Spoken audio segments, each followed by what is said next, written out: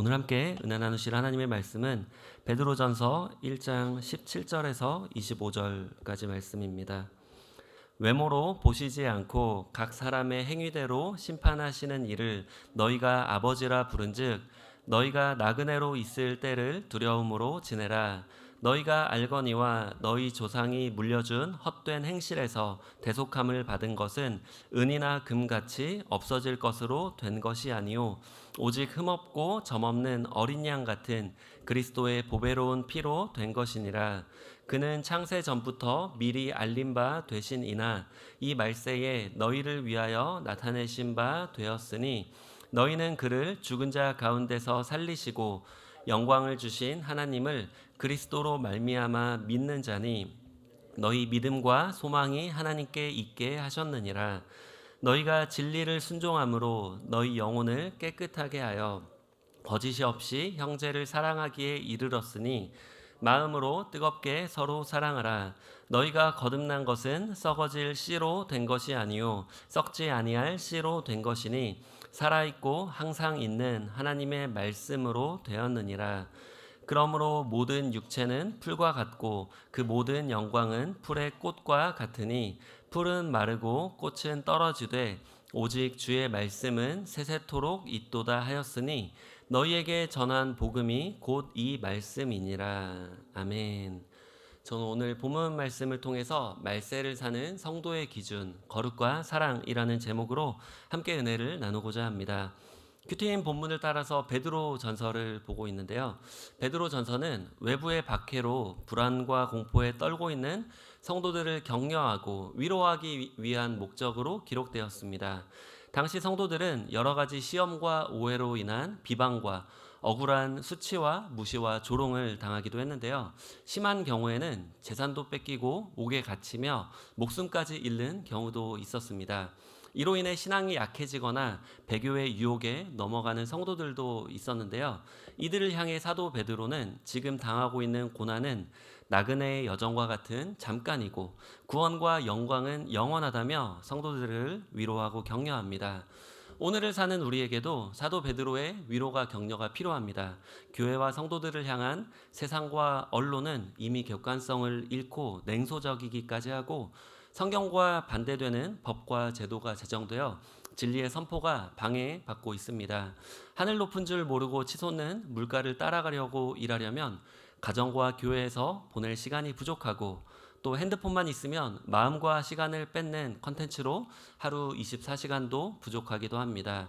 이러한 온갖 유혹과 시험과 은근한 박해에 대한 해답이 베드로전서에 있습니다.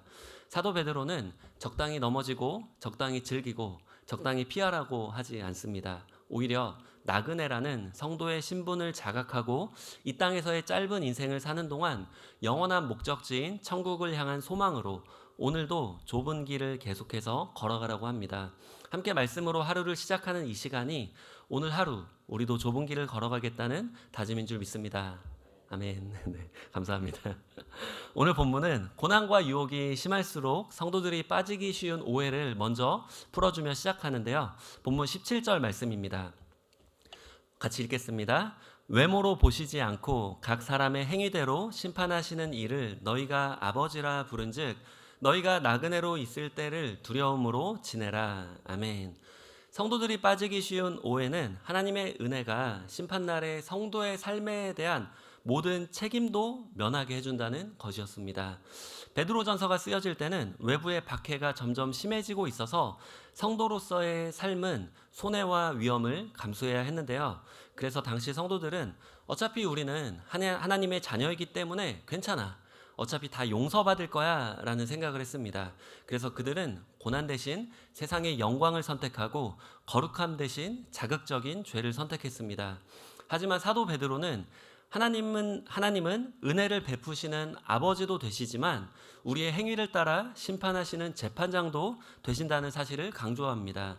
무엇보다 이 땅에서의 삶은 나그네로서 잠깐 사는 것인데 이 땅에서의 행위에 따라 우리의 영원한 심판을 받게 될 것이기 때문에 하나님을 경외하며 살라고 경고합니다. 하나님을 경외하는 것은 단순히 심판의 두려움 때문에 조심한다는 의미 이상입니다.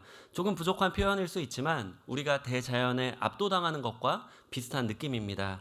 너무나 웅장한 자연 앞에 서게 되면 우리의 존재가 너무 작게 느껴지며 설명하기 어려운 벅찬 감정을 느끼곤 합니다. 우리의 유한함과 무력함을 느끼며 겸손해지고 두려움과 불안감을 느끼는 동시에 아름다움과 경이로움에 웅장함에 감탄하게 됩니다. 이러한 경험은 우리의 자아가 확장되며 우리의 삶의 의미까지도 돌아보게 만든다고 합니다.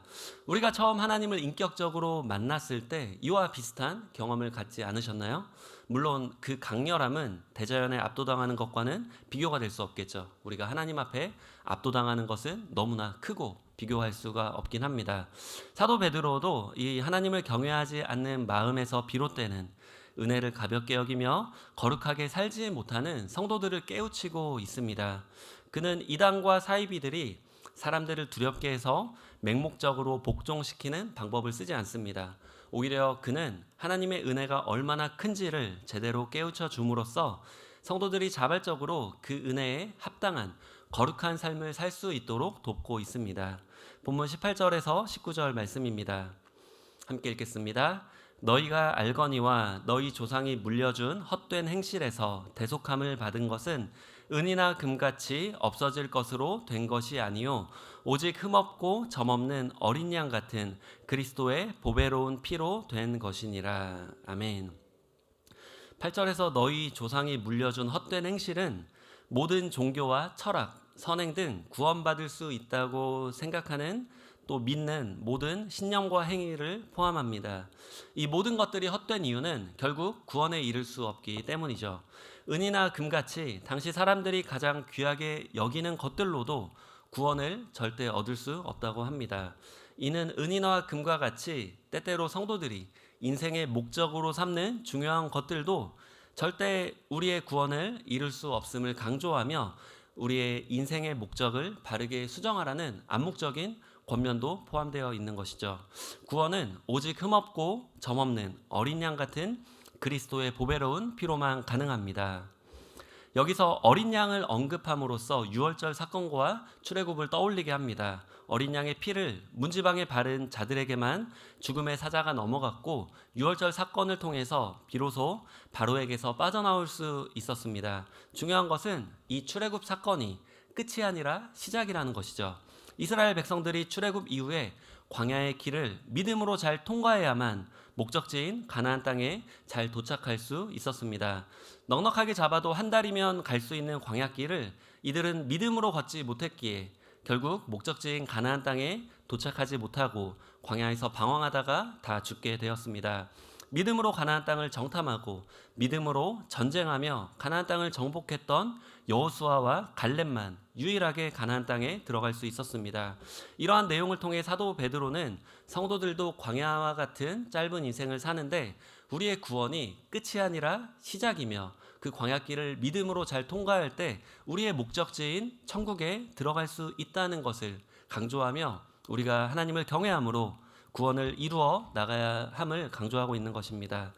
성도는 그리스도의 보배로운 피로 받은 구원의 은혜가 너무 크기 때문에 그 은혜를 가볍게 여길 것이 아니라 오히려 그 은혜에 감사하며 그 은혜를 베풀어 주신 하나님이 기뻐하시는 거룩한 삶을 살아가라는 것이죠.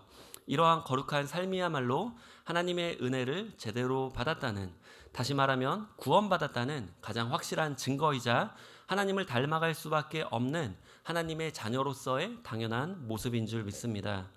사도 베드로는 고난과 유혹 앞에서 이렇게 해라 저렇게 해라 하지 않고 오히려 하나님 앞에서 성도의 정체성과 그 성도가 받은 은혜가 얼마나 큰지를 계속해서 강조합니다. 본문 20절에서 21절 말씀입니다. 함께 읽겠습니다. 그는 창세 전부터 미리 알린 바 되시니나 이 말세에 너희를 위하여 나타내신 바 되었으니 너희는 그를 죽은 자 가운데서 살리시고 영광을 주신 하나님을 그리스도로 말미암아 믿는 자니 너희 믿음과 소망이 하나님께 있게 하셨느니라. 아멘. 예수님이 이 땅에 오셔서 죽으시고 부활하실 것이 창세전부터 계획되어 있었고 실제로 성도들을 위해서 이루어졌다고 말씀합니다. 이 사실을 믿는 자가 성도이고 또 그 믿음과 천국을 향한 소망이 하나님께 있다고 말씀합니다. 다시 말하면 성도의 믿음과 소망이 성도의 결심이나 행위에 있는 것이 아니라 오직 하나님에게 있으므로 성도의 거룩한 삶도 성도 마음대로 결정하는 것이 아니라 또 성도의 모습에 따라 흔들릴 수 없음을 강조하고 있는 것입니다. 여러분은 어떠신가요? 이렇게 나와서 예배를 드리시고 삶에서 거룩을 지키는 것이 개인의 결단으로만 가능한 것은 아니겠죠. 다시 말하면 구원받아서 우리가 다시 태어나는 거듭남도 또 구원받고 예수님을 닮아가는 성화도 심지어 예수님이 다시 오셔서 그 구원이 완성되는 영화도 모두 하나님이 계획하셨고 예수님이 이루셨고 성령님의 도우심으로 완성된다는 것입니다. 마치 아기가 태어날 때 그 모습이 바로 부모를 닮아 있죠. 그렇죠? 그리고 자라면서도 부모를 닮고 죽을 때도 부모를 닮은 모습으로 죽어가는 것과 같은 거죠. 이 모든 것을 가능하게 하는 것은 자녀의 열심이나 행위가 아니라 부모님이 물려주신 유전자에 의해서 가능한 것처럼 우리가 이 땅에서 구원을 받고 또 구원받은 모습으로 거룩하게 살아가는 것, 또 그 구원의 완성까지도 하나님이 우리에게 주신 하나님의 자녀라는 정체성과 또 우리의 마음속에 있는 성령님의 도우심으로 가능하다는 것이죠. 성도도 하나님의 자녀가 정말 맞다면, 진짜 구원을 받았다면 빠르든 느리든 하나님을 닮아가는 거룩한 삶으로 또 사랑하는 아버지의 집인 천국을 향해서 좁은 길을 계속해서 걸어가게 된다는 거죠. 저는 모태 신앙인데요. 어렸을 때 교회 활동을 굉장히 열심히 했어요. 사진 앨범을 보니까 전도왕 그 상장이 한 2개 정도 있더라고요. 그리고 중학교 때는 임원도 했었고 또 그런데 학교에서는 이제 중학교 때, 고등학교 때 이제 소풍이 끝나면 친구들하고 같이 이제 모여서 술을 한잔하고 또 욕도 친구들하고 하면서 이렇게 지냈습니다. 신기한 것은 그 당시에는 이게 문제인지를 전혀 몰랐다는 거예요. 교회에서는 그냥 이렇게 열심히 신앙생활 하지만 밖에서는 되게 세상적인 모습으로 살아가는 게 문제인지 몰랐던 거예요. 고등학교를 졸업하고 청년부에 들어가니까 이제 교회 형들이 같이 조기축구에 데려갔어요. 그리고 그 축구하는 아저씨들이랑 축구를 끝나고 이제 고깃집에 가서 삼겹살에 또 소주 한 잔 이렇게 하게 됐죠. 교회 형들이 저를 데려간 거예요. 그리고 이제 교회 형들이 저를 또 이제 나이트, 여러분은 모르시겠지만 이제 나이트, 요즘은 이제 나이트가 없어요. 클럽이죠. 그래서 저는 이제 세대가 달라서 나이트에 데려가서 이제 즉석 만남도 이렇게 가졌는데 전문 용어로 부킹이라고 하죠. 그런데 이제 교회에서는 예배드리고 또 봉사하면서도 이게 문제인지에 대한 생각도 없었고 아무도 이것 가지고 저를 막 와서 따지거나 이렇게 정죄하지 않았어요. 지금 생각해 보면 감사한 거죠. 기도만 해주신 거겠죠. 기도하고 인내로 기다려 주신 거죠. 이것을 정죄한다고 제가 바뀌지 않겠죠. 오히려 더 엇나가겠죠. 그렇게 반년을 자유롭게 지내다가 이제 여름 수련회 때 예수님을 인격적으로 만났어요. 그때 내가 정말 죄인이구나 이 사실이 깨달아졌고 그러니까 지옥에 내가 갈 수밖에 없구나라는 것도 깨달아졌죠. 너무나 두려웠어요. 그런데 그때 예수님이 그래서 나 때문에 십자가에서 피 흘려 죽으셨구나 이것이 깨달아졌고 또 믿어졌고 또 그것을 이제 정말 온 힘을 다해 붙잡게 됐어요. 너무나 감사했죠. 펑펑 울면서 회개하고 감격하는 시간이었습니다. 만 18년 동안 교회 울타리 안에 있었는데도 거듭나는 것은 순간이었어요. 교회 다니는 것과 구원받는 것이 다르다는 것을 그때 처음 알게 됐죠. 그렇게 예수님을 인격적으로 만나고 나서 처음 드는 생각이 이제 술은 마시지 말아야겠다라는 생각이었어요. 아무도 술 마시면 안 된다. 이게 뭐 죄다, 뭐 지옥에 간다. 이런 얘기 아무도 한 적이 없어요. 그런데 그냥 그 생각이 들었어요. 이런 지금 돌아보면서 생각해 보면 약간 이런 거였던 것 같아요. 술이 있는 장소와 그 분위기, 또 술 취하면 나오는 말과 행동들이 거룩하지 못하다는 것, 또 우리의 신앙에 있어서 위험하다는 것을 영적인 본능으로 이렇게 느꼈던 것 같아요. 그 자리는 피해야겠다 이런 걸 느꼈던 것 같아요. 지금 생각해 보면 성령님이 이렇게 깨닫게 해주신 거죠.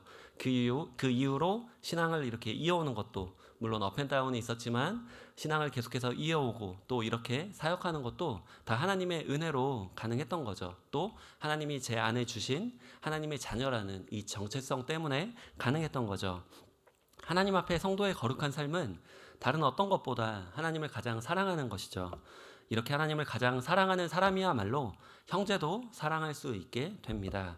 본문 22절 말씀입니다.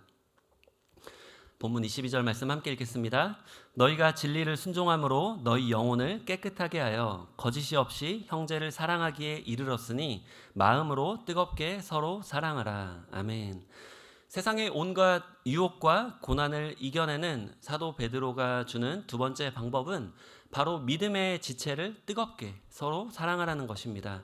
쉽게 말하면 믿음의 공동체 안에서 서로 격려하며 위로하며 중보하며 함께 구원을 이루어 가라는 것이죠. 그래서 우리 교회도 큐틴으로 말씀을 함께 묵상하며 또 큐티 나눔방으로 함께 모이는 것입니다. 사탄이 성도를 무너뜨리기 위해 썼던 방법은 박해였습니다. 하지만 그 박해는 초대교회 성도들을 더욱더 뜨겁게 했고 오히려 복음을 온 세계에 전파하게 만들었습니다. 하지만 사탄이 오늘날 쓰는 방법은 유혹이죠. 수많은 교회 지도자들과 성도들이 넘어지고 있습니다.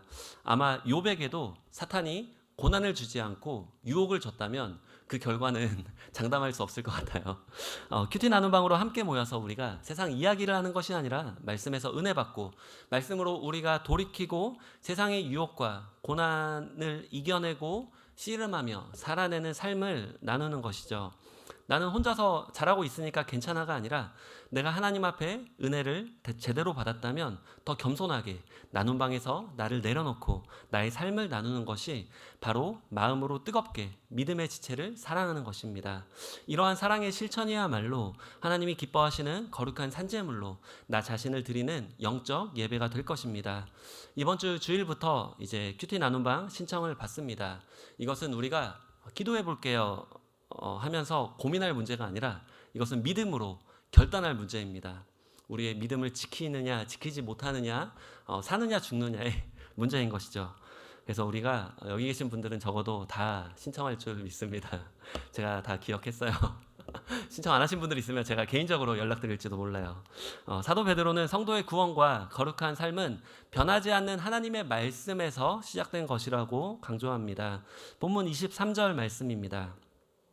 함께 읽겠습니다. 너희가 거듭난 것은 썩어질 씨로 된 것이 아니요 썩지 아니할 씨로 된 것이니 살아있고 항상 있는 하나님의 말씀으로 되었느니라. 아멘. 말씀이 영원 불변하듯이 그 말씀의 반석 위에 세워진 우리의 믿음과 구원과 거룩한 삶도 절대 흔들리지 않을 것이라고 격려하는 것입니다. 사도 베드로는 마지막으로 극단적으로 짧게 사는 풀과 꽃을 언급하며 우리의 인생도 이와 다르지 않음을 강조합니다. 본문 24절에서 25절 말씀입니다. 함께 읽겠습니다.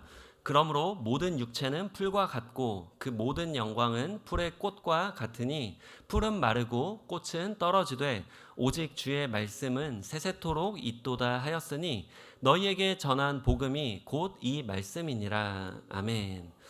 풀이 언젠가 마르게 되듯이 인간도 언젠가 죽게 됩니다. 풀은 길어야 1년, 수년 살다가 이렇게 죽게 되지만 우리의 인간도 길게는 70년, 80년, 100년, 그러니까 또 그 이상 살다가 언젠가는 죽게 되는 거죠. 풀이 꽃을 피우려고 사는 것처럼 인간도 각자의 꿈을 쫓아서 살게 됩니다. 하지만 풀이 마르고 꽃이 떨어지는 것처럼 인간의 삶도 금방 끝이 나고 그 인간이 이루어온 영광과 성공도 결국 순간이라는 거죠. 하지만 주의 말씀이 영원토록 있는 것처럼 우리의 삶과 목적이 하나님의 말씀 위에 세워진다면 우리도 영원한 생명과 영원한 영광을 누릴 수 있는 거죠. 다시 말하면 이 땅에서 믿음으로 구원받고 주님을 위해 거룩하게 살아간다면 우리는 천국에서 영원한 생명과 영원한 상급을 누리며 살 수 있음을 말씀하는 것입니다. 오늘 말씀은 우리에게 인생에 대한 본질적인 질문을 던집니다. 우리는 어떤 이유를 가지고 오늘 하루를 살아가야 합니까? 오늘 새벽에 왜 나오셨습니까? 안 나오면 찝찝하시거나 새벽 예배 매일 나온다고 내가 자랑하려고 그러신 건 아니겠죠. 아침 안개와 같이 짧고 헛된 인생을 살면서 우리는 어떻게 소망을 가질 수 있습니까? 무엇이 우리를 기쁘게 합니까? 우리는 무엇을 자랑합니까? 큰 집을, 비싼 차를, 세상의 성공과 자녀의 성공을 자랑하진 않습니까? 시시때때로 찾아오는 유혹과 고난 앞에 우리는 왜 인내해야 합니까? 또 어떻게 인내해야 합니까? 이러한 인생의 본질적인 질문들에 대한 대답이 오늘 본문 또 베드로전서에서 답을 하고 있는 것이죠. 그것은 바로 하나님 앞에서 우리가 누구인지, 어떠한 소망으로 어디를 향해 가고 있는지를 돌아볼 때, 즉 신앙의 기본에 충실할 때 우리는 어떠한 유혹과 어려움도 이겨낼 줄 믿습니다. 운동 선수들이 큰 시합을 앞두고 화려한 기술 훈련에 집중하는 것이 아니라 기본 훈련과 근력 강화를 반복해서 하는 것처럼, 마찬가지로 우리도 더 큰 유혹과 더 큰 고난 앞에서 하나님의 말씀에 더 집중하고 예수님을 더 사랑하고 성령님께 더 민감해져야 할 줄 믿습니다. 오늘 말씀을 준비하면서 최근에 아내랑 했던 이야기가 생각이 났습니다. 결혼하고 경제적으로 가장 힘들었을 때가 언제였냐, 이런 질문이었습니다. 코로나 시작한 지 얼마 안 돼서 이제 차가 너무 오래되고 계속 고장이 나서 고속도로에서 몇 번 서고 하니까 차를 바꿔야겠다, 이렇게 얘기를 하니까 집에서 돈을 좀 보내주셨어요. 항상 이제 10년, 15년 된 중고차만 사다가 이제 좀 새 차를 사려고 알아봤던 거죠. 조금씩 욕심 부리다 보니까 처음에는 작은 차를 사려고 들어갔다가 조금씩 큰 차를 이렇게 보게 되는 거죠.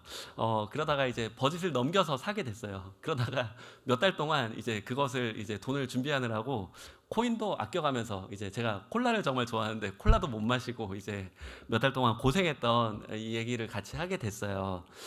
욕심이 과하긴 했지만 이제 뭐 딱히 다른 방법이 없으니까 아껴서 사는 걸로 좀 커버할 수 있었어요. 그런데 이런 생각을 해보게 됐어요. 우리가 인생을 살아갈 때 욕심이 너무 과하게 된다면 때로는 우리가 이 욕심 때문에 우리의 신앙생활과 가정생활에 어려움이 생기고 그 균형이 깨진다면 우리가 욕심을 덜 부리면 어떨까라는 생각을 해보게 되는 거죠. 다들 많은 것들을 갖추고 이렇게 좋아 보이게 살아가고 있지만 우리가 신앙을 위해서, 천국의 소망을 위해서, 거룩한 삶을 위해서 조금 덜 욕심을 부리는 삶은 어떨까? 우리가 이렇게 살아간다면 이것이 우리 교회의 문화가 되고 또 함께 이 길을 걸어간다면 조금 더 우리가 쉽게 주님을 향한 길을 선택할 수 있지 않을까라는 생각을 해보게 된 거예요.